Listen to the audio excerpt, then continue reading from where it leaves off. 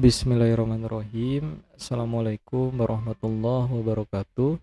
Alhamdulillah hamdan katsiran thayyiban mubarakan fih. Allahumma sholli ala sayyidina Muhammad wa ala alihi wa sahbihi ajmain, amma ba'du. Rabbi shrahli sadri wa yassirli amri wahlul 'uqdatam min lisani yafqahu qawli. Qalu subhanaka la ilma lana illa ma 'allamtana innaka antal alimul hakim. Bersyukur kepada Allah Subhanahu wa taala karena pada hari ini ya adik-adik dengan Pak Asep dapat bertemu kembali walaupun secara virtual ya, dalam keadaan sehat walafiat. Dan ingat juga, marilah kita curah limpahkan salawat serta salam kepada junjungan kita semua, yakni baginda Rasulullah Nabi Muhammad Shallallahu Alaihi Wasallam, kepada para keluarganya, para sahabatnya, para tabi'in, para tabi'ut tabi'in, dan mudah-mudahan sampai kepada kita semua selaku umatnya di akhir zaman ini. Nah, adik-adik semuanya, marilah kita awali pembelajaran kali ini dengan berdoa terlebih dahulu ya, agar senantiasa dari awal sampai akhir kita semua diberikan kemudahan dan kelancaran dalam pembelajarannya, terutama belajar dengan Pak Asep, yakni tentang pendidikan agama Islam dan budi pekerti. Materi pelajarannya yakni tentang beriman kepada Rasul Allah Subhanahu wa taala. A'udzubillahi minasyaitonirrajim. Bismillahirrahmanirrahim. Rabbi zidni ilman warzuqni fahman. Ya Allah, tambahkanlah ilmu kepadaku dan anugerahkanlah kepadaku pemahaman. Amin ya Allah ya rabbal alamin. Pak Asep ingatkan kepada adik-adik ya, untuk mengawali aktivitas kegiatan di pagi hari ini dengan berbagai amal ibadah ya kepada Allah Subhanahu wa taala ya, mulai dari sholat subuh. Nah, adik-adik tadi sholat subuh enggak? Mudah-mudahan adik-adik semuanya tadi sudah melaksanakan sholat subuh ya. Nah, kemudian dilanjutkan dengan tadarus Al-Quran, kemudian menjelang siang ya adik-adik bisa melaksanakan sholat duha nih. Nah, jam setengah 8, jam 7 juga udah bisa sekarang, karena subuhnya sekarang jam setengah 5-an ya, jadi bisa sudah melaksanakan sholat duha mulai dari jam 7 sekarang, seperti itu ya. Nah, untuk pembelajaran kali ini kita akan mempelajari tentang beriman kepada Rasul Allah. Nah, untuk mengawali pembelajaran kali ini, Pak Asep akan share video tentang 25 nabi dan rasul.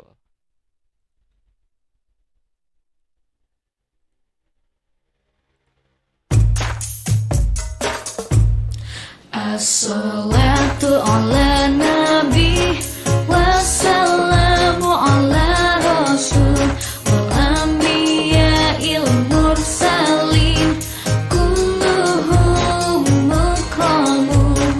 Salawat ke atas nabi, sejahtera ke atas rasul, nabi-nabi yang diutuskan, mereka semua adalah mulia. Adam, Idris, Nuh, Hud, Saleh, Ibrahim, Lut, Ismail, Ishak, Yakub, Yusuf, Ayub, Syu'aib, Musa, Harun, Zulkifli, Daud, Sulaiman, Ilyas, Ilyasa, Yunus, Zakaria, Yahya, Isa, wal akhirul khatimul anbiya, Muhammad al-Mustafa.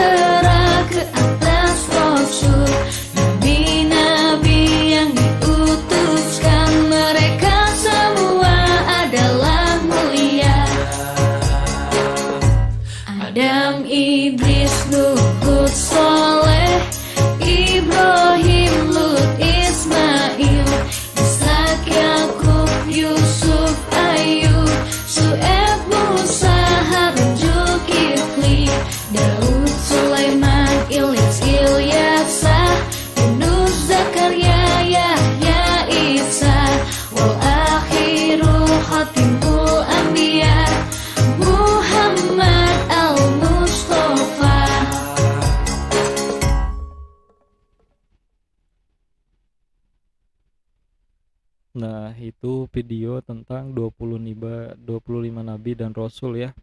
Nah, adik-adik pasti udah pada tahu karena dari kecil kalau yang suka ngaji ke madrasah atau ke masjid seringkali kan sama guru-guru ngaji dinadomkan ya. Nah, tentang 20 nabi dan rasul. Nah, sekarang masuk ke pembahasan. Nah, tujuan pembelajaran kali ini ya adik-adik semuanya diharapkan adik-adik dapat memahami makna iman kepada Rasulullah, kemudian menunjukkan sikap yang dipengaruhi oleh keimanan kepada para Rasul Allah yang tercermin dari perilaku adik-adik semuanya ya nantinya. Kemudian adik-adik mampu mencontohkan makna iman kepada Rasulullah. Nah, pembahasan yang pertama nih, Rasul ya adik-adik semuanya, Rasul itu artinya utusan. Nah, kalau Rasulullah atau Rasulullah artinya utusan Allah. Diulang lagi nih. Rasul artinya utusan. Rasul Allah atau Rasulullah berarti utusan Allah. Beriman kepada Rasul Allah itu ya maksudnya meyakini dengan sepenuh hati bahwa Allah telah mengangkat manusia yang dipilihnya untuk menjadi utusan yang wajib melaksanakan, yaitu menyampaikan wahyu kepada umat manusia di antara sekian juta manusia sepanjang zaman ya. Adik-adik semuanya, Allah Subhanahu wa taala telah memilih dan menjadikan tidak kurang itu sebanyak 120.000 nabi ya. Jadi nabi-nabi itu banyak sebenarnya. Ada 120.000 nabi. Tetapi dari jumlah tersebut ya, dari 120.000 nabi tersebut, jumlah yang wajib kita ketahui ya, dan Allah Subhanahu wa taala memilih agar kita wajib mengetahui, yaitu hanya 25 nabi yang menjadi rasul ya, sama Allah dipilih. Nah, kemudian dari 25 nabi tersebut ya, dari 25 rasul tersebut, Allah Subhanahu wa taala memberikan gelar ulul azmi kepada 5 rasul. Nah, siapa ajakah yang mendapatkan gelar ulul azmi? Nah, nanti akan disampaikan sama Pak Asep. Nah, adik-adik semuanya, seluruh rasul yang diutus oleh Allah Subhanahu wa taala tersebut ya harus diimani oleh umat Islam ya, oleh kita semua. Jadi umat Islam tidak hanya diperintahkan untuk beriman meyakini bahwa utusan Allah Subhanahu wa taala itu hanya Nabi Muhammad Shallallahu alaihi wasallam saja, tapi seluruh umat Islam harus meyakini juga bahwa seluruh rasul yang jumlahnya itu sebanyak 25 ya, yang wajib diketahui dan diimani oleh kita. Kemudian nama-nama rasul ya yang sejumlah 25 tersebut ya, yang wajib kita ketahui tadi sudah sama Pak Asep di-share ya melalui lagu tadi ya. Lagu tadi tentang 25 nabi dan rasul ya. Itu yang wajib kita ketahui. Nah, Pak Asep, apa sih tugas dari para rasul tersebut? Nah, tugas-tugasnya itu ada banyak ya. Nih sama Pak Asep ada 4 nih. Yang pertama sebagai pembawa ajaran yang benar ya, yang pertama nih. Yang kedua menjelaskan tentang cara menyembah kepada Allah dengan cara yang benar.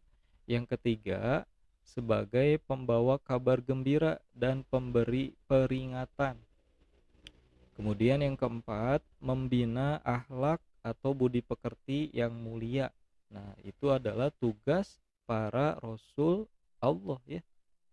Diulang lagi sama Pak Asep, yang pertama sebagai pembawa ajaran yang benar, yang kedua menjelaskan tentang cara menyembah kepada Allah dengan cara yang benar ya, kemudian yang ketiga sebagai pembawa kabar gembira dan pemberi peringatan, kemudian yang keempat nih membina akhlak budi pekerti yang mulia. Nah, tadi ya tentang ulul azmi nih, rasul ulul azmi. Nah, kita mulai dari pengertiannya terlebih dahulu ya. Ulul azmi itu apa sih Pak Asep? Rasul ulul azmi itu apa?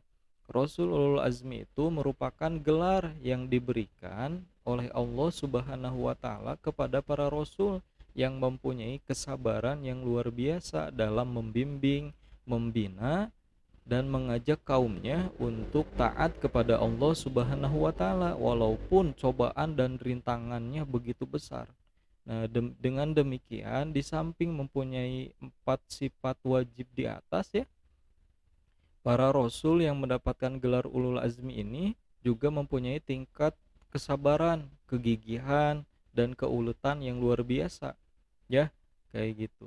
Nah, siapa ajakah para rasul Allah yang termasuk ulul azmi? Nih, yang pertama ada Nabi Nuh alaihi salam. Nabi Nuh alaihi salam ini mempunyai dikasih anugerah sama Allah mukjizat, yaitu mampu membuat kapal yang sangat besar sekali di atas gunung. Kemudian yang kedua ada Nabi Ibrahim alaihi salam. Mukjizatnya itu tahan dibakar api ya.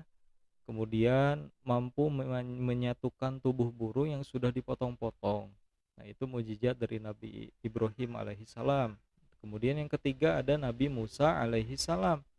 Keistimewaan mukjizat dari Nabi Musa yaitu mampu berbicara langsung dengan Allah Subhanahu wa taala. Tongkat Nabi Musa mampu menjadi ular. Nabi Musa juga mampu membelah lautan. Kemudian mukjizat yang lainnya yaitu mampu mengeluarkan cahaya dari tangannya. Ya, Masya Allah, tabarakallah ya. Kemudian yang keempat nih, yang dapat gelar ulul azmi yang keempat ada Nabi Isa alaihi salam.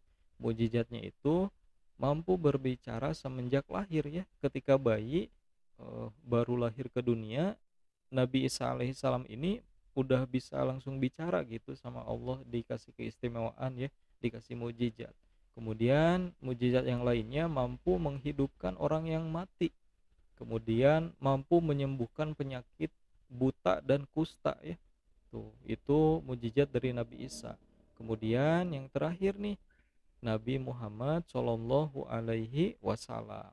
Mujizatnya itu yaitu Al-Qur'an ya, kitab suci umat Islam pada masa kini ya, yang menjadi pedoman hidup bagi kita semua ya, agar senantiasa diberikan pertolongan, kemudahan, kelancaran ya untuk menjalani kehidupan di dunia ini.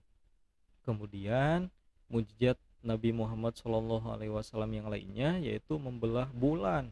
Kemudian Isra Miraj nih, yang naik perjalanan malam Nabi Muhammad SAW dari Masjidil Haram ke Masjidil Aqsa ya di Palestina hanya dalam semalam itu teh.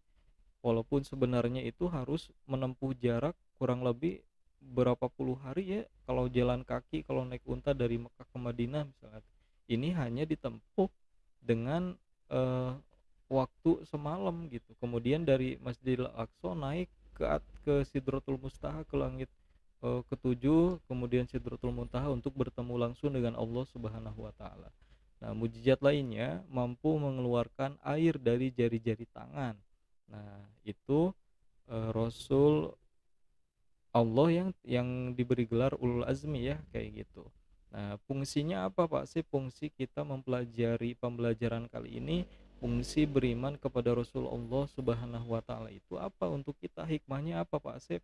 Nah, yang pertama nih, kita dapat meneladani kehidupan para rasul yang taat kepada Allah Subhanahu wa taala ya.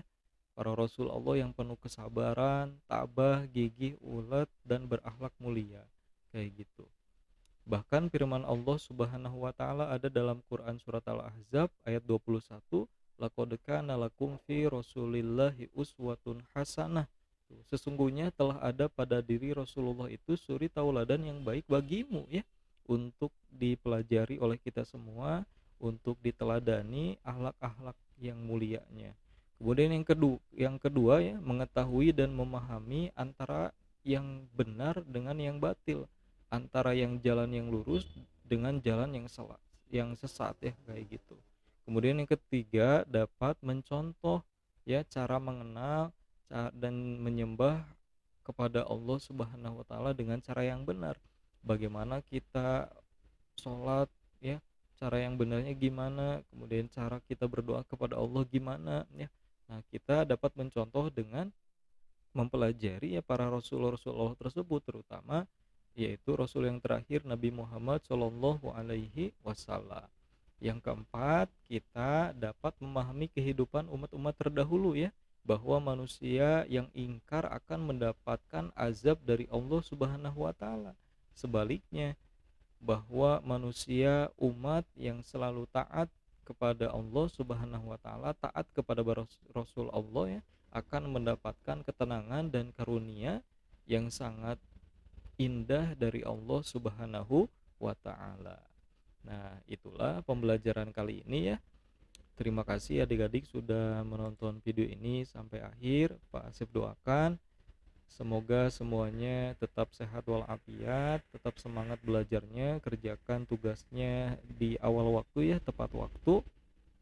Dan doakan juga semoga pembelajaran tatap muka dapat segera terlaksana ya. Doakan juga sekolah kita dapat terverifikasi untuk bisa segera melaksanakan sekolah tatap muka terbatas. Terima kasih, mohon maaf lahir batin jika banyak kekurangan dari Pak Asep ya, baik dari segi perkataan atau perilaku Pak Asep. Hadanallah wa yakum ajmain. Wassalamualaikum warahmatullahi wabarakatuh.